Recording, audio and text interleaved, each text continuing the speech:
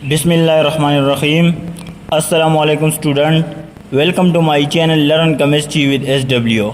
आज learn chemistry with SW के through आज हम सीखेंगे कि एलियोट्रॉफी हमारे पास क्या चीज़ होती है। अक्सर स्टूडेंट एलियोट्रॉफी और आइसोटोप में कंफ्यूज हो जाते हैं। आपने एलियोट्रॉफी और आइसोटोप को मिक्स अप नहीं करना। अक्सर स्टूडेंट ये क्वेश्चन करते हैं कि सर एलियोट्रॉफी में भी वही केस है और आइसोटोप में भी हमारे पास वही केस है। ऐसा नहीं होता, ज़रा इस पॉइंट को हम समझ लेते हैं। एलियोट्रॉफी हमारे पास क्या चीज़ होती है, तो यहाँ पर हमने इसकी डिफिनीशन लिखी है कि the existence of an element in more than one crystalline form is called allotropy. कोई भी एलिमेंट हमारे पास मौजूद है और वो more than one crystalline form में एग्जिस्ट करता है तो इसको हम एलियोट्रॉफी कहते हैं।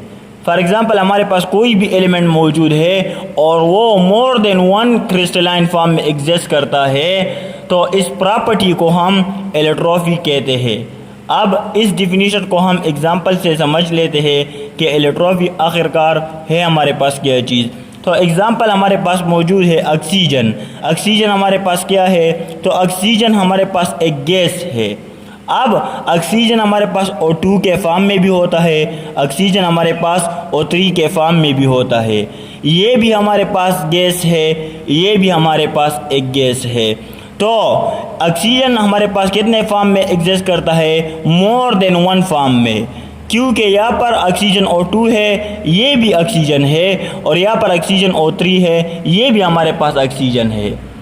लेकिन ये मोर देन वन फॉर्म में एग्जिस्ट करता है ये एलिमेंट, तो ऐसी प्रॉपर्टी को हम कहते हैं जिस प्रॉपर्टी में एक एलिमेंट हमारे पास मोर देन वन फॉर्म में एग्जिस्ट करता है तो इसी प्रॉपर्टी को हम एलियोट्रॉफी कहते हैं। ऐसी प्रॉपर्टी को हम क्या कहते हैं, एलियोट्रॉफी कहते हैं। और एलियोट्रॉफी में जो फिजिकल स्टेट होता है वो हमेशा हमारे पास सेम होगा।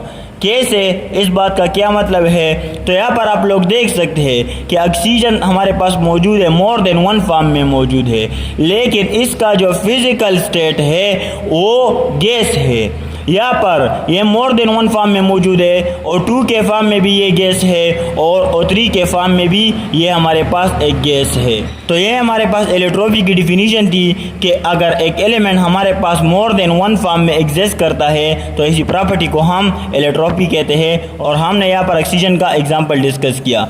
एलियोट्रॉफी always show different physical property but have same chemical properties. Allotropy में जो हमारे फिजिकल प्रॉपर्टीज़ होती है वो डिफरेंट होती है। फिजिकल प्रॉपर्टी हमारे पास डिफरेंट होती है और केमिकल प्रॉपर्टी हमारे पास सेम होती है। फिजिकल प्रॉपर्टी कौन सी प्रॉपर्टी होती है, वो प्रॉपर्टी जो फिजिकल स्टेट के साथ रिलेट करती है, इसी प्रॉपर्टी को हम फिजिकल प्रॉपर्टीज़ कहते हैं। और केमिकल प्रॉपर्टीज़ असल में हम केमिकल रिएक्शन को कहते हैं। तो एलियोट्रॉफी में फिजिकल प्रॉपर्टी डिफरेंट होती है और केमिकल प्रॉपर्टीज़ हमारे पास सेम होती है। यहाँ पर हमने एग्जाम्पल लिया है कि carbon is found in the form of diamond in tetrahedral shape and graphite in hexagonal shape. कि कार्बन हमारे पास डायमंड के फॉर्म में टेट्राहेड्रल शेप में होता है और ग्रेफाइट में ये हेक्सागोनल शेप में होता है। तो जब अरेंजमेंट ऑफ एटम हमारे पास डिफरेंट हो जाती है तो इसका मतलब क्या हुआ कि इसके जो फिजिकल प्रॉपर्टीज़ होती है वो इफ़ेक्ट होंगी। किस तरह वो इफ़ेक्ट होती है, अगर इसमें एटम्स एक पैटर्न से अरेंज है और ग्रेफाइट में एटम दूसरे पैटर्न से अरेंज है तो इसका मतलब क्या हुआ कि डायमंड का जो मेल्टिंग पॉइंट और बॉइलिंग पॉइंट है वो वेरी करेगा फ्रॉम ग्रेफाइट, क्योंकि यहाँ पर एक पैटर्न में एटम्स अरेंज है और ग्रेफाइट में हमारे पास हेक्सागोनल में एटम्स अरेंज है।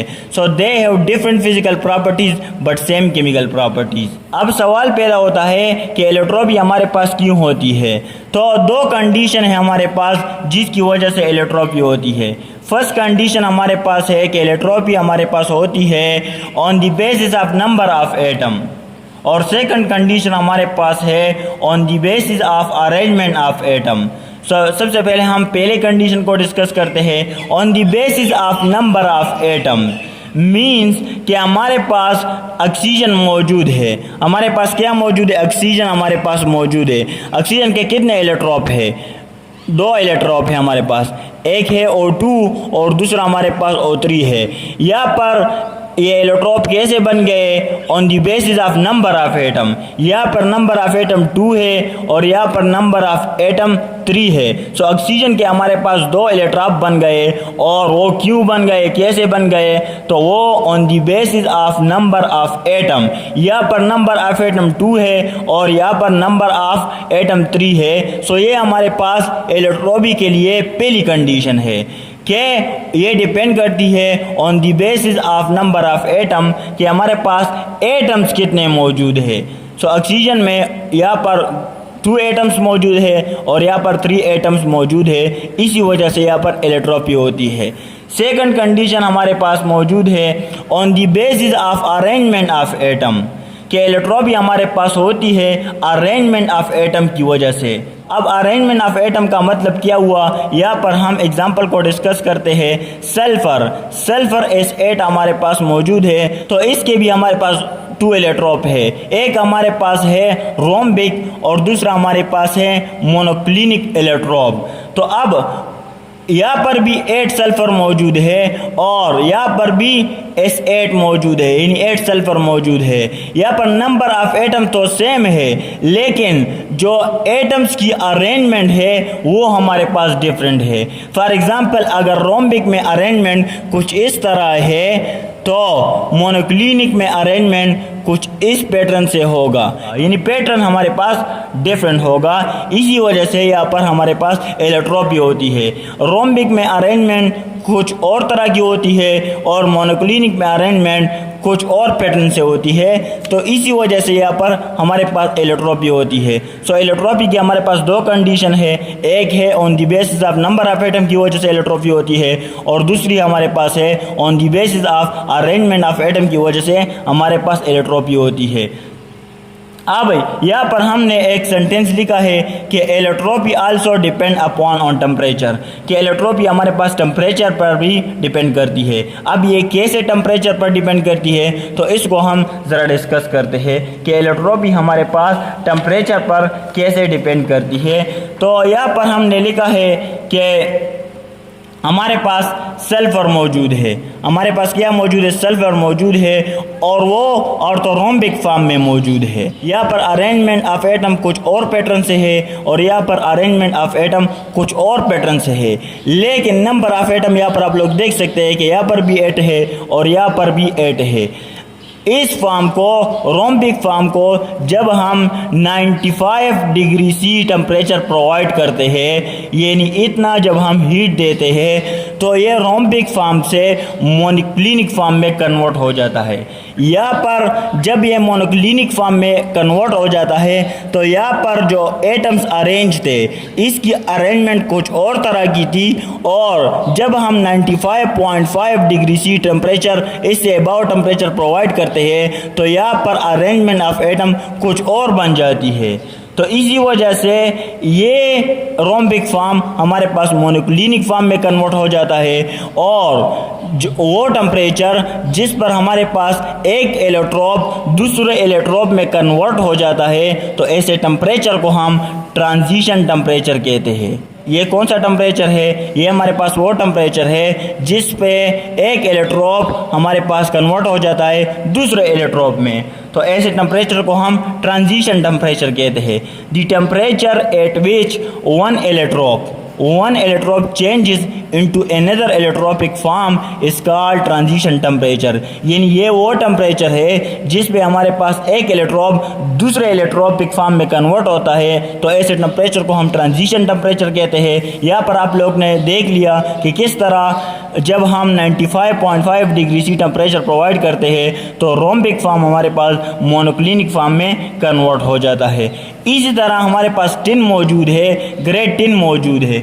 जब हम इसको 13.2 डिग्री C से अबव टेम्परेचर देते हैं, यहाँ पर क्यूबिक अरेंजमेंट थी, तो जब हम 13.2 डिग्री C टेम्परेचर प्रोवाइड करते हैं तो यहाँ पर जो क्यूबिक अरेंजमेंट है, ग्रे टिन है, वो वाइट टिन में कन्वर्ट हो जाता है। और यहाँ पर जो क्यूबिक अरेंजमेंट थी वो टेट्रागोनल अरेंजमेंट में कन्वर्ट हो जाती है। तो इसके लिए जो टेम्परेचर हमारे पास रिक्वायर्ड था, इस टेम्परेचर को हम कहते हैं ट्रांजिशन टेम्परेचर। इसी तरह हमारे पास पोटाशियम नाइट्रेट मौजूद है, ये रोम्बोहेड्रल फॉर्म में मौजूद है। जब हम इसको 128.5 डिग्री सी इससे अबाउट टेम्परेचर प्रोवाइड करते हैं तो पोटाशियम नाइट्रेट का जो रोम्बोहेड्रल फॉर्म है वो कन्वर्ट हो जाता है ऑर्थोरोम्बिक फॉर्म में, यानी पोटाशियम नाइट्रेट का रोम्बोहेड्रल फॉर्म ऑर्थोरोम्बिक फॉर्म में कन्वर्ट हो जाता है। अब इसमें जो एटम्स अरेंज है इसकी अरेंजमेंट कुछ और तरह की है, और इस फॉर्म में जो एटम अरेंज है इसमें अरेंजमेंट कुछ और तरह की है। तो इसके लिए जिस पे हम एक इलेक्ट्रोब दूसरे इलेक्ट्रोब में कन्वर्ट करते हैं, इसके लिए जो टेम्परेचर रिक्वायर्ड होता है इसको हम ट्रांजिशन टेम्परेचर कहते हैं, टीटी का मतलब है ट्रांजिशन टेम्परेचर। सो ये हमारे पास इलेक्ट्रोपी के बारे में था। Okay, thanks.